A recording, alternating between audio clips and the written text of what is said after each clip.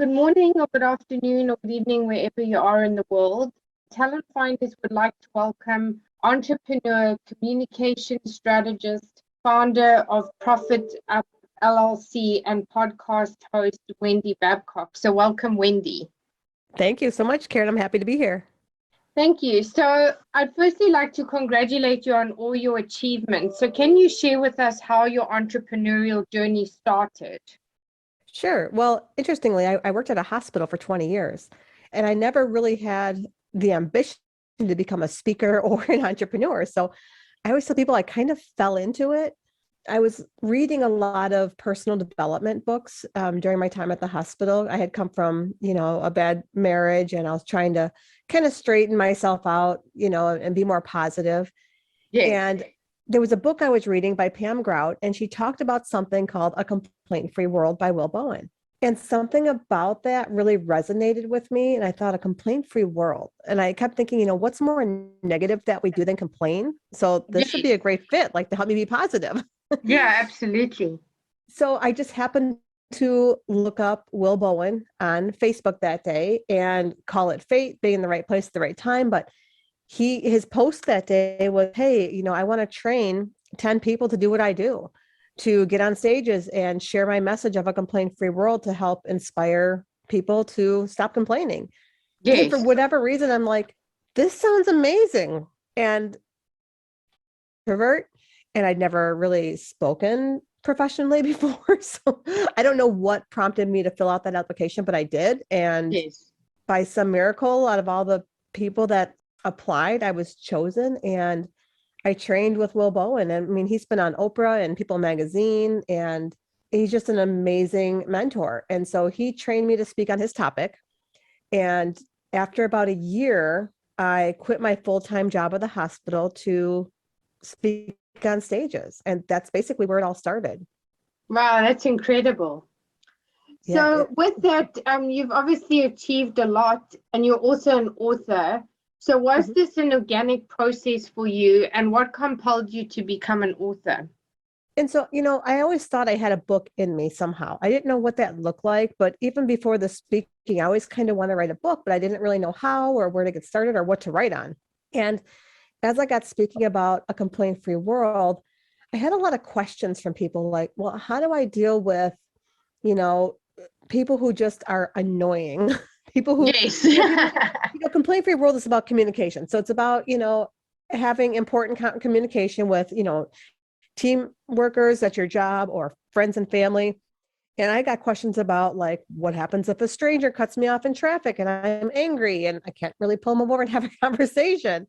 And I thought I should write a book about this, because I always had, answers about how to go about your day and not hold on to that anger and frustration. Yes. And that year, it was January. I'm like, all right, that's it. I'm going to write this book. I'm going to make this happen.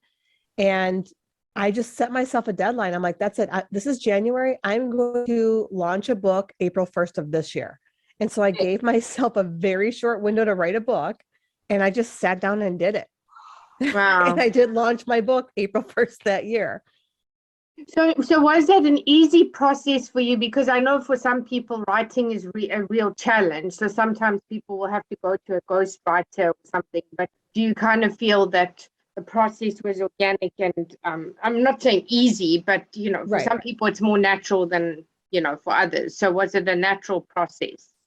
I think for me, it was more natural, because I do have, like, there's a hidden writer inside of me. Like, I like to write poetry, and I wrote lyrics for a lot of years for songs. So there is, like, I have like a natural kind of ability for writing, but this was a different style of writing. But I think the biggest part for me was setting time aside and just kind of making myself do it, instead of waiting until I was, like, inspired each day to write. Because I don't think I ever would have wrote a book if I sat down and waited until I was inspired. Yeah. Yeah. Yeah, because if anything, I guess that one does. I mean, if, like you say, if you have to wait for that moment to be inspired, you may never get it done. So Right. And in all fairness, like, I just wanted to get my first book out. I knew it was going to be a challenge. I didn't really know what I was doing, but I thought, I'm going to self-publish this, because I don't have somebody over me saying what I can and can't do. I'm like, I'm just gonna get this book out. And so yes. I went in with the mindset, like, it doesn't have to be perfect. I'm not trying to be a number one bestseller. I just want to get this book out and have the whole experience of writing a book, launching it, and, releasing a book. And so taking that pressure off of myself, I think really helped me a lot to just Yeah, get it out there. absolutely. For sure. Yeah. So what would you say some of your biggest lessons and learnings have been within your career? And I'm sure there's been many, but what sort of stands out for you? Oh gosh, there's so many lessons in business. I'm somebody who likes to wing things a lot, where I just kind of jump into stuff. And I've learned I have to pull back on that. I've learned that I can't just jump in as far as I want to go, like immediately, because I find I don't have as much success if I don't have my checks and balances in there. Yeah, So, for sure. for example, and this is like probably my biggest failure in business, and it hurts to even talk about it, but I put on this event and I thought I can do it all. I'm going to get, all these wonderful female speakers. I'm going to get 8 speakers. It's going to be a 3-day event. I'm going to do this whole thing. And I have like no marketing experience, no sales. I'm like, but I'm going to do this all. And I ended up putting myself $4,000 in debt. Oh, wow. Because I thought I could do it all myself. If I would have hired people who knew what they were doing, it would have been so much more financially successful. The event itself was great. Like, I got such great feedback. The speakers were amazing. It went off great, but financially it was just, it was a money pit. Yeah. So I've learned to ask for help, to pull back and slow down when I have these, brilliant ideas that I think I have, and not just jump in, to make sure I have checks and balances and take my time and plan things out. Yeah, absolutely. So can you explain to our audience what a communication specialist is and what led you into the speaking arena? So, I started looking into all the different topics I do speak about now. I started out with Complaint-Free World, and then, some other topics popped up that I felt comfortable speaking on. And so now I have probably 3 or 4 topics that I speak on, and they seemed all so different to me. But when I got down to the core of it, it was all about communication. So that's where the communication strategist title comes in, because I do like to be creative about helping people communicate in a way that is beneficial to them and whoever they're speaking with, whether it's at work, whether it's family and friends. And so it's a strategy, it's a communication strategy. So that's where the title came in. And I'm sorry, what was the other part of that question? And then also, what led you into the speaking arena? And for the audience members or people that don't know, what is a communication specialist? Right. Okay. So I just explained the communication strategist. So getting into the speaking industry was just based on, Will Bowen, and finding him in that book and training through him and learning. He gave me all the tools, and I give him so much credit because he literally handed me a speaking business in a box. I mean, he taught me how to speak well on stage. He gave me all the different tips of how to get speaking gigs. I watch newer speakers coming up in the industry, and they don't have these tools. And I want to say I don't want to teach people, but I'll give them tips and things for my journey, but I don't feel like I'm like the expert to teach someone about how to speak. But Yeah, for sure.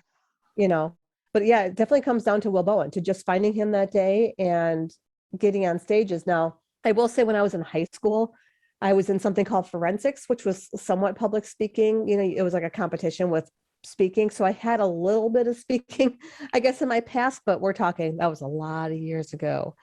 Yes. So you're also passionate about giving back and are the founder of the Kindness Bucket Brigade, which is a movement to help end online bullying. Can you share with us more about this and how people can get involved and support, and how your organization works? Okay, so the Kindness Bucket Brigade, that was such an incredible thing that happened. It was very organic. So I was scrolling on Facebook one day, and I happened to notice a post of a young girl on a buy-sell trade site, and she was asking for a ride to the store to get groceries, but she didn't have money to pay someone for gas. And you'd think that was like not a big deal, but people got on there and were so cruel to her, calling her names, telling her she's lazy, get a job, all these awful things. And then a friend of mine happened to notice her comment. And when she commented, all she said was, hey, I get it. I was a single mom. I know the struggles. I'm really sorry. Like, I'm too far away to help you, but I just want to, she ended up sending her a gift card for gas so she could offer somebody to pay her gas. But it was more than that. It was the kindness that she showed, the understanding and the compassion in her comment. And I just thought in that moment, man, if more people would do this, maybe we could Absolutely. drown. And it's so needed, especially now. I mean, Yes. And it's adults. Most people say, oh, it's kids that go through the bullying, but it's the adults that I'm finding that are doing all this bullying online. And all I could think was, man, if more people would comment something kind and understanding, maybe we could actually drown out the hate. And so I created a Facebook group with the intention of, I thought, what's a big number? What's a number that if I got this many people in this group, we could make an impact. And I thought, it's hard to get people to join Facebook groups. And so I thought, if I could get 100 people in this group, what we would do is if we saw online bullying, we would comment with that kindness, compassion, understanding, tag in another member of the group who would then also comment with kindness, tag in somebody. So it would create essentially a bucket brigade of all these comments of kindness to drown out the hate. So that was the idea of the group. And what got me was that I had 100 people within like the first hour I created the group. wow. It grew so quickly. I ended up getting on the news and in newspapers and stuff because of this group, because at day 4, we had 1,000 members in the group. And in the first year, I'm trying to think, we had over 5,000 people in the group in the first year. And now we're at 7,200 people in the group. And it's worldwide. We have people internationally from all walks of life and over the world in this group. And it's not a giant group, as you would think, hundreds of thousands, but it's. Yeah, but at least it's a place where people can feel they can go to if they need some level of support. So, Yes. sure. And what I found was really needed with the group is people who come into this group, they share posts about random acts of kindness and positive and uplifting stories. So it's really a safe place for people to come into this group and not be sold to.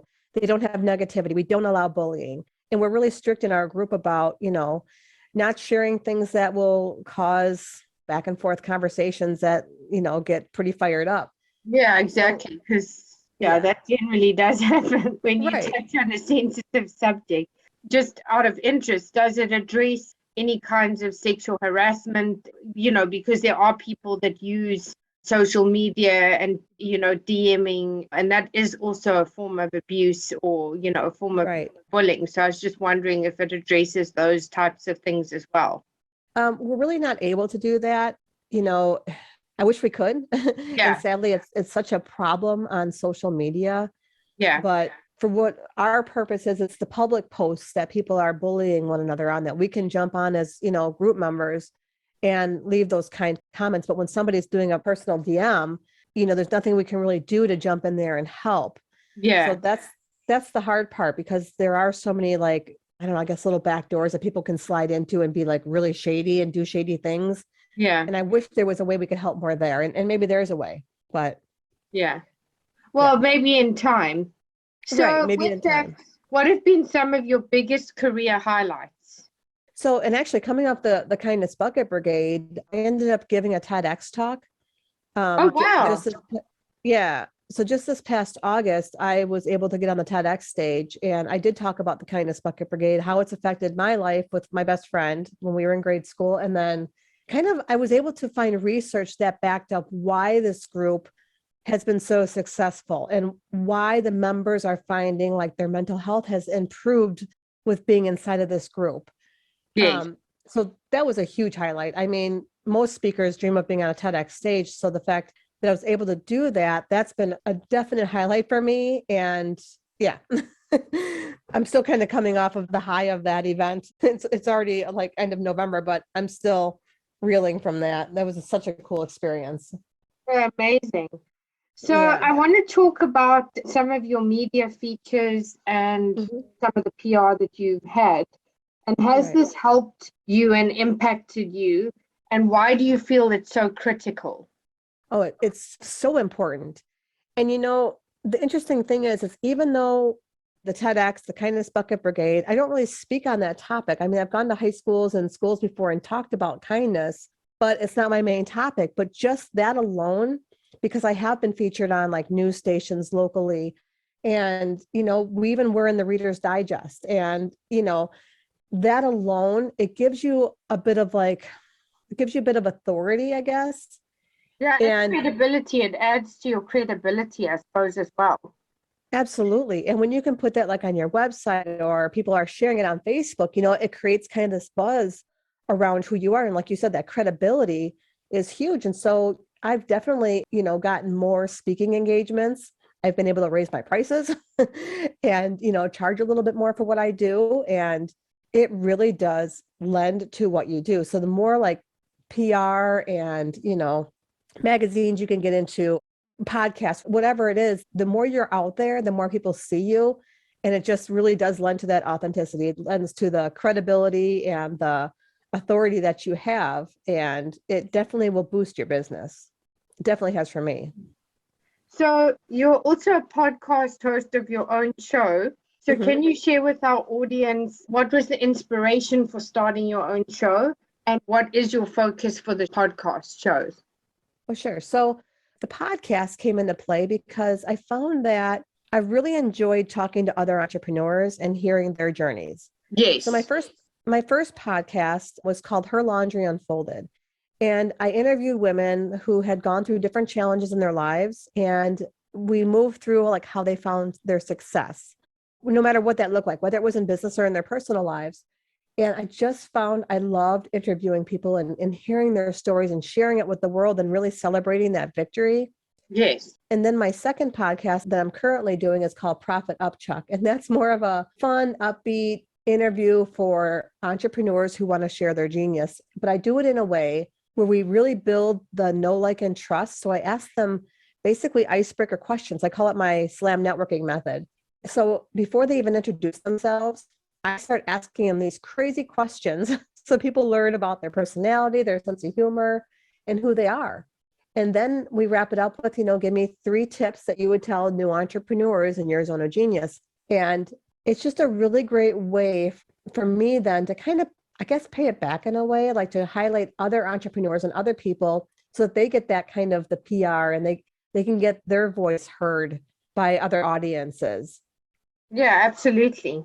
So I also want to talk about leadership and why it's so important, especially in the current narrative, both from an entrepreneurial and global perspective.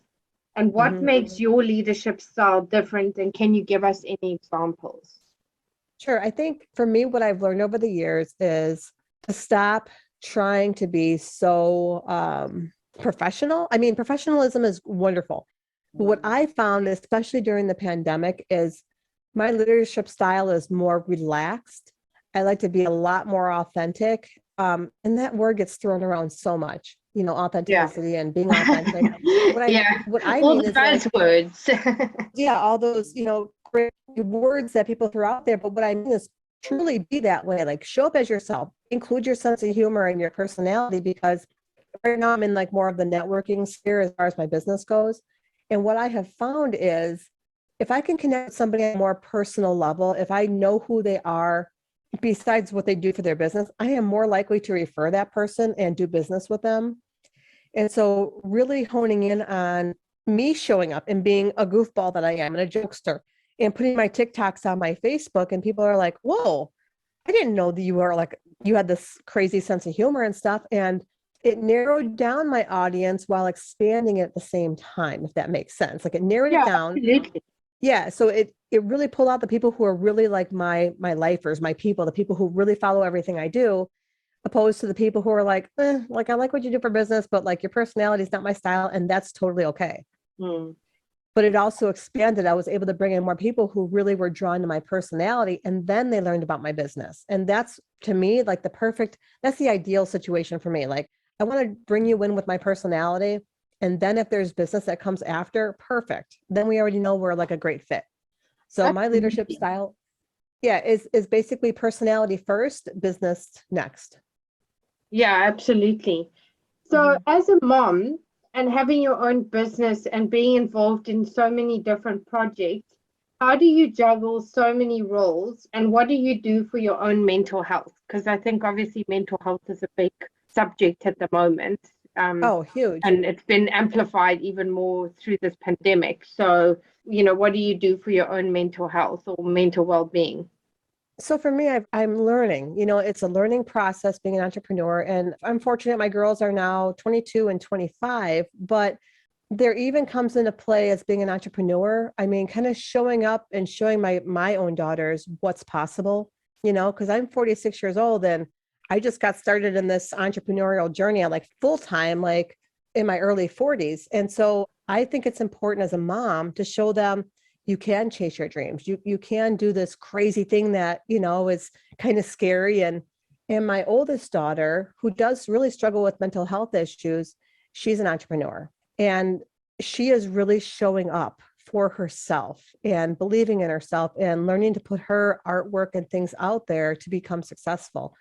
So I think showing them like how I maneuver through all of it. And interestingly, I just was at a retreat 2 weekends ago. It was called the Idea Collective Retreat. And Mel Robbins was the keynote. And Mel Robbins is— Oh, she's wonderful. Yeah, she's the most booked female speaker like in the world. And I had the opportunity to actually ask her a question. And so what I asked her was, I always call them my rabid idea squirrels, because I always have like so many ideas in my head of different business ideas and all these crazy things. And I'm like, how do I reel them in? How do I know what to run with? Because it takes over my brain sometimes. And that's where the mental health comes in. And she said to me, she's like, well, you got to kill the squirrels. You have to reel them in and focus on one thing at a time. And she talked about how people like me and herself, who have all these crazy ideas and are on that go, go, go type of mentality, she's like, a lot of that stems from childhood trauma. Yes. And she really hit the nail on the head when she said that, because I do come from childhood trauma. And it really allowed me to take a step back and gave me some clarity on, okay, the squirrel ideas aren't bad, but I have to basically like herd them and do this in a way where I'm not overwhelming myself, because mental health is so important, where I felt like I had to work 24/7. And finally I've like, okay, I need to block out my schedule, which is my first tip for people in the mental health part of being an entrepreneur. You have got to block your schedule out so you're not overwhelming yourself, and stick to it. So for me, Mondays are my connection days. Tuesdays and Wednesdays are my professional development days, where I can work on the courses that I have purchased. I can be a guest on podcasts and that sort of stuff. Thursdays are my own podcasting days. And then Friday, Saturday, and Sunday, I give myself time off. Yes, And that's very important.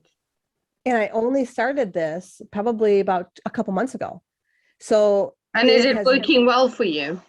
So far, yes. I am really loving it. I even went as far as I have my own home office, but I actually rented office space in the town where I live, because it helps me get out of my own home to get the work done that I need. Because otherwise at home, there's a lot of distractions. Yeah. My dogs will be barking, or somebody comes to the door, or packages are being delivered and I want to see what's there. It's almost like Christmas, what did I order? So there's less distractions for me, and I get a lot more work done that way. So I'm just learning what's working for me to kind of herd all of those little crazy squirrels that get me off on a tangent sometimes. So I think, yeah, blocking your schedule, figuring out what works for you to keep yourself focused. In the long run, it helps my mental health, because I can sleep better at night knowing that I'm not running myself into the ground like I used to. Yeah, absolutely. Absolutely. So that leads me to the final question. What are the 3 key pieces of advice you would give to other entrepreneurs, and how would you like to be remembered? What legacy would you like to leave? Yeah, so I would say my 3 tips. The first one is, don't fake authenticity. That word that we throw around all the time. Don't show up as you think people want to see you, because you're going to hate yourself for it. And you're not going to recognize yourself in the mirror when you do that. So tip 1 is truly be yourself. Quirks and all, I don't care if you think you're the weirdest person on earth, you're going to find your people by doing that. 2, I would say, really block off your schedule. I wish I would have learned this when I first started. Instead of working 24/7, you do not have to be at the mercy of what everyone needs 24/7. I'm still sometimes on my phone more than I should be. And 3, hire help. And I know that's hard for some people, but I learned the lessons the hard way about trying to do everything myself. That definitely affects your mental health, your confidence, your business. So hire people, hire a VA, even if it's only for a couple hours a day. If you need somebody, hire someone to build your website if you don't know how. It's a good investment in your business, and you'll find success quicker that way. Yeah, so those are my 3 tips. And then I'd like to be remembered as just being me. I want people to remember me as just being kind and being funny and kind of helping everybody along with me. I don't believe that I am better than anybody. So, I mean, I just want people to know that I'm on everyone's team. I want to see everybody succeed, and I want to put everybody on my stage if I possibly can, and highlight everybody. So I think it's just about kindness, my sense of humor, and showcasing everybody else around me. I think that's probably the legacy I would want to leave. Amazing. Well, thank you so much for joining us today, Wendy. So if people would like to connect with you, what are the best platforms to do so? Okay, so my website is just wendynetworks.com. Okay. Facebook, I mean, you can just search Wendy Babcock and you'll find me. Really, if you just do Google search, you'll find me. There's another Wendy Babcock out there, but you'll see that it's not me. I won't go into details, but you'll see. But wendynetworks.com is probably the best avenue to get a hold of me. There's a contact form in there, and you can sign up for my newsletter or check out what I'm up to. That's amazing. And are you on LinkedIn or Instagram? Yes, I'm also on LinkedIn, and my LinkedIn, I think I just changed it to Wendy Networks. Otherwise, it's Wendy Babcock Speaks. A general search will bring you to me on LinkedIn and on Instagram. Okay, perfect. Well, thank you so much for joining us today, and hopefully we can have you back in the future to see where you are in your journey. But it was wonderful having you. Thank you so much. Yes, thank you for to speak on your podcast. This is awesome.